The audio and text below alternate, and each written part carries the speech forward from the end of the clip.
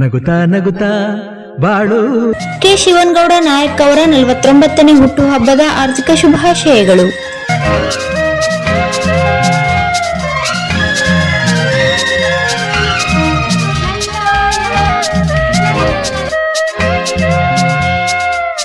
K Shivanagouda Nayak ಅವರ ಹುಟ್ಟುಹಬ್ಬದ ಸಾರ್ಥಕ ಸಮರ್ಪಣೆ ಅಂಗವಾಗಿ ಸಮಗ್ರ ನೀರಾವರಿ ಹಾಗೂ ನವಲಿ ಜಲಾಶಯ ನಿರ್ಮಾಣ, ತಿಂತಿಣಿ ಬ್ರಿಡ್ಜ್ ಬಳಿ ಜಲಾಶಯ ನಿರ್ಮಾಣ ಹಾಗೂ ಏಮ್ಸ್ ಮಂಜೂರಾತಿ ಸಂಕಲ್ಪ ಸಮಾಗಮ ಕಾರ್ಯಕ್ರಮ.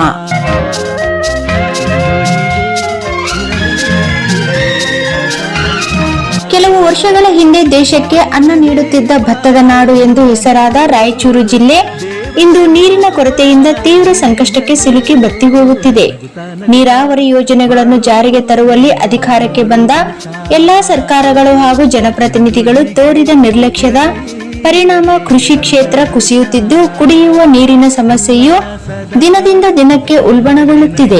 ಇದೇ ಪರಿಸ್ಥಿತಿ ಮುಂದುವರೆದರೆ ಮುಂದಿನ ದಿನಗಳಲ್ಲಿ ಈ ಭಾಗದಲ್ಲಿ ನೀರಿಗಾಗಿ ಹಾಹಾಕಾರ ಮತ್ತಷ್ಟು ತೀವ್ರಗೊಳ್ಳುವ ಆತಂಕ ವ್ಯಕ್ತವಾಗುತ್ತಿದೆ. ಹನಿ ಹನಿಗೂಡಿದರೆ ಹಳ್ಳ, ಹಳ್ಳ ಹಳ್ಳ ತುಂಬಿದರೆ ಹೊಲ, ನೀರಿದ್ದರೆ ಜೀವ, ನೀರಿಲ್ಲದಿದ್ದರೆ ಜೀವವೇ ಸಂಕಷ್ಟ ಎಂಬ ಹಿರಿಯರ ಮಾತಿನಂತೆ ನೀರಿನ ಮಹತ್ವ ಅರಿತು ಸರ್ಕಾರಗಳು ತಕ್ಷಣವೇ ನೀರಾವರಿ ಯೋಜನೆಗಳಿಗೆ ಆದ್ಯತೆ ನೀಡಬೇಕಾದ ಅನಿವಾರ್ಯತೆ ಎದುರಾಗಿದೆ ಎಂದು ಕೆಎಸ್ಎನ್ ಜನಕಲ್ಯಾಣ ಸಮಿತಿ ಅಭಿಪ್ರಾಯಪಟ್ಟಿದೆ.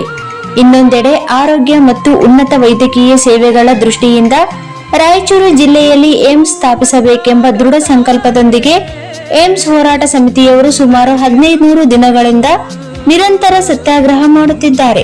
ಆದರೆ ಕೇಂದ್ರ ಸರ್ಕಾರದಿಂದ ಇದುವರೆಗೆ ಯಾವುದೇ ಸ್ಪಷ್ಟ ಹಾಗೂ ಅನುಕೂಲಕರ ನಿರ್ಧಾರ ಹೊರಬಂದಿಲ್ಲ. ಈ ಹಿನ್ನೆಲೆಯಲ್ಲಿ ಏಮ್ಸ್ ಹೋರಾಟಗಾರರಿಗೆ ಬೆಂಬಲ ಸೂಚಿಸಿ ಜನಜಾಗೃತಿ ಮೂಡಿಸುವ ಉದ್ದೇಶದಿಂದ ಸಮಾಗಮ ಕಾರ್ಯಕ್ರಮ ಹಮ್ಮಿಕೊಳ್ಳಲಾಗಿದೆ. ಅದೇ ರೀತಿ ಹಲವು ವರ್ಷಗಳಿಂದ ನೆನಗುದ್ದಿಗೆ ಬಿದ್ದಿರುವ ನವಲಿ ಜಲಾಶಯ ಯೋಜನೆ ಕೂಡ ಸರ್ಕಾರಗಳ ನಿರ್ಲಕ್ಷ್ಯಕ್ಕೆ ಒಳಗಾಗಿದೆ. ಈ ಯೋಜನೆ ಜಾರಿಯಾಗದ ಪರಿಣಾಮ ಮಾನ್ವಿ, ಸಿರ್ವಾರ, ರಾಯಚೂರು ನಗರ, ರಾಯಚೂರು ಗ್ರಾಮೀಣ, ಮಸ್ಕಿ ಸೇರಿದಂತೆ ಬರಪೀಡಿತ ಪ್ರದೇಶಗಳ ರೈತರು ಇಂದಿಗೂ ನೀರಿಗಾಗಿ ಪರದಾಡುತ್ತಿದ್ದಾರೆ. ಹಿಂದಿನ ಮುಖ್ಯಮಂತ್ರಿ ಬಸವರಾಜ ಬೊಮ್ಮಾಯಿ ಅವರ ಆಡಳಿತ ಅವಧಿಯಲ್ಲಿ ಅವರ ರಾಜಕೀಯ ಕಾರ್ಯದರ್ಶಿಯಾಗಿದ್ದ ಶಿವನಗೌಡ ನಾಯಕ್ ಅವರು ತಿಂತಿಣಿ ಬ್ರಿಡ್ಜ್ ಪ್ರದೇಶಕ್ಕೆ ವೈಮಾನಿಕ ಸಮೀಕ್ಷೆ ನಡೆಸಿ ರಾಜ್ಯ ಸರ್ಕಾರದ ಗಮನ ಸೆಳೆದಿದ್ದರು. ಇದೀಗ ಇದೇ ರೀತಿ ಗಂಭೀರ ಪ್ರಯತ್ನಗಳನ್ನು ಪುನರಾರಂಭಿಸಿ ಸರ್ಕಾರದ ಮೇಲೆ ಒತ್ತಡ ತರಬೇಕಾದ ಅಗತ್ಯವಿದೆ ಎಂದು ಸಮಿತಿ ತಿಳಿಸಿದೆ. ತಿಂತಿಣಿ ಬ್ರಿಡ್ಜ್ ಸಮೀಪ ಜಲಾಶಯ ನಿರ್ಮಾಣವಾದರೆ ರಾಯಚೂರು ಜಿಲ್ಲೆಯ ದೇವದುರ್ಗ, ಲಿಂಗಸೂಗೂರು, ರಾಯಚೂರು, ರಾಯಚೂರು ಗ್ರಾಮೀಣ ಹಾಗೂ ಯಾದಗಿರಿ ಜಿಲ್ಲೆಯ ಶಹಾಪುರ, ಹುಣಸಗಿ ಸೇರಿದಂತೆ ಭೀಮಾ ತೀರದವರೆಗೂ ಭಾಗಶಃ ಕಲಬುರಗಿ ಜಿಲ್ಲೆಯ ಹಲವು ಪ್ರದೇಶಗಳಿಗೆ ನೀರಾವರಿ ಮತ್ತು ಕುಡಿಯುವ ನೀರಿನ ಸೌಲಭ್ಯ ದೊರೆಯಲಿದೆ. ಇದರಿಂದ ಸಾವಿರಾರು ರೈತರ ಬದುಕಿಗೆ ಹೊಸ ಆಶಾ ಕಿರಣ ಮೂಡಲಿದ್ದು, ಕೃಷಿ ಅಭಿವೃದ್ಧಿಗೂ ಮಹತ್ತರ ಕೊಡುಗೆ ಸಿಗಲಿದೆ. ಈ ಎಲ್ಲಾ ಜನಪರ ಬೇಡಿಕೆಗಳನ್ನು ಸರ್ಕಾರದ ಮುಂದೆ ಬಲವಾಗಿ ಮಂಡಿಸಿ ಶೀಘ್ರ ಕ್ರಮ ಕೈಗೊಳ್ಳುವಂತೆ ಒತ್ತಾಯಿಸುವ ಉದ್ದೇಶದಿಂದ ಈ ಸಮಾಗಮ ಕಾರ್ಯಕ್ರಮ ಆಯೋಜಿಸಲಾಗಿದೆ ಎಂದು ಕೆಎಸ್ಎನ್ ಜನಕಲ್ಯಾಣ ಸಮಿತಿ ತಿಳಿಸಿದೆ.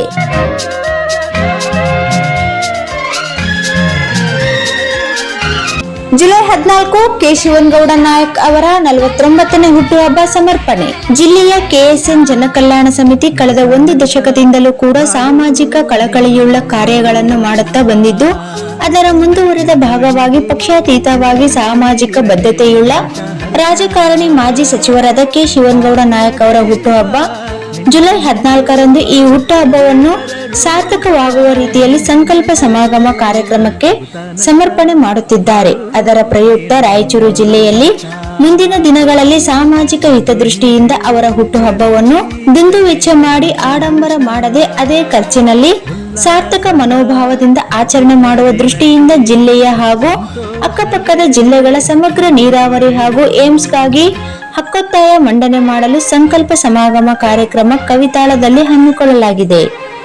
ಈ ಕಾರ್ಯಕ್ರಮ ಪಕ್ಷಾತೀತವಾಗಿ ಸಾರ್ವಜನಿಕವಾಗಿ ಸಂಕಲ್ಪ ಸಮಾಗಮ ಕಾರ್ಯಕ್ರಮ ಮಾಡುವ ದೃಷ್ಟಿಯಿಂದ ಅವಧೂತ ಶ್ರೀ ವಿನಯ್ ಗುರೂಜಿಯವರ ಸಮ್ಮುಖದಲ್ಲಿ ನೀರಾವರಿ ಹಾಗೂ ಏಮ್ಸ್ ಬಗ್ಗೆ ಸಂಪೂರ್ಣ ವಿಷಯ ಮಂಡಿಸಿ ಹಕ್ಕೊತ್ತಾಯ ಮಾಡುವುದಾಗಿ ಪಣ ತೊಟ್ಟಿರುವ ಮಾಜಿ ಸಚಿವರಾದ ಕೆ ಶಿವನಗೌಡ ನಾಯಕ್ ಅವರು ಜನಹಿತವೇ ನಮ್ಮ ಹಿತ ಎಂದು ತಿಳಿದು ಕೆ ಶಿವನಗೌಡ ನಾಯಕ್ ಅವರು ಜುಲೈ 14ರಂದು ತಮ್ಮ ಹುಟ್ಟುಹಬ್ಬವನ್ನು ಆಚರಣೆ ಮಾಡಿಕೊಳ್ಳದೆ ಜ್ವಲಂತ ಸಮಸ್ಯೆಗಳ ಪರಿಹಾರಕ್ಕೆ ವೇದಿಕೆಯಾಗಿರುವ ಸಂಕಲ್ಪ ಸಮಾಗಮ ಕಾರ್ಯಕ್ರಮಕ್ಕೆ ಅರ್ಪಣೆ ಮಾಡುವ ಮೂಲಕ ಸಾರ್ಥಕತೆಯನ್ನು ಮೆರೆದಿದ್ದಾರೆ.